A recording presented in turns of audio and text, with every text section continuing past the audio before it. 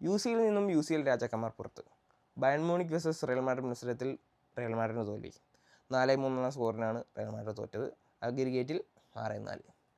ആദ്യം തന്നെ പറയേണ്ടത് ആദാ ഗുള്ളറിൻ്റെ പെർഫോമൻസിനെ കുറിച്ചാണ്. ആദ്യത്തെ സെക്കൻഡ് തന്നെ 30ാമത്തെ സെക്കൻഡിൽ തന്നെ ആദ്യത്തെ ഒരു ഗോള് വീണു. ന്യൂയറിൽ നിന്നും ഒരു മിസ് പാസ്, ഒരു ആക്യുറേറ്റ് ഷോട്ട്, അത് ഗോൾ വല കണ്ടെത്തി. പിന്നെ രണ്ടാമത്തെ ഫ്രീ കിക്ക്, അതും ന്യൂയർ പ്രതീക്ഷിച്ചില്ല, ഗോൾ അടിക്കുമെന്ന്, പക്ഷേ അടിച്ചു. പിന്നെ ഒലിസിയുടെ പെർഫോമൻസ് പറയേണ്ടത് തന്നെയാണ്.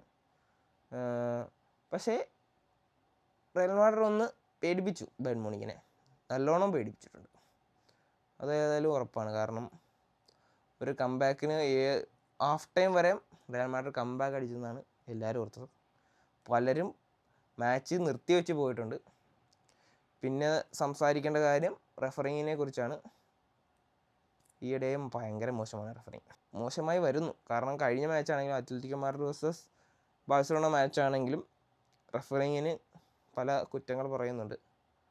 പിന്നെ അടുത്ത മാച്ചുകൾ വരുന്നത് ബയൺ മ്യൂണിക് വേഴ്സസ് PSG മത്സരം, പിന്നെ ആഴ്സണൽ വേഴ്സസ് അത്ലറ്റിക്കോ മാഡ്രിഡ് മത്സരം. ഒരു മത്സരം ഗോളുകൾ കൊണ്ട് നിറയും, മറ്റേ മത്സരം ഡിഫെൻസീവ് തന്നെയായിരിക്കും. ഒരു ഗോളിലോ 2 ഗോളോ വീഴാനുള്ള ഗെയിമാണത്. നല്ല ഡിഫെൻസീവ് ഗെയിമായിരിക്കും Arsenal versus Atletico Madrid. PSG versus Bayern Munich കുറേ ഗോൾ മഴ തന്നെ വീഴാൻ സാധ്യതയുണ്ട്.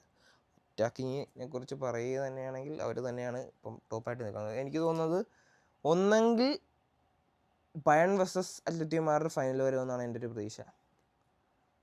സോ നമുക്ക് ഏതായാലും കണ്ടറിയാം. So Hala Madrid guys,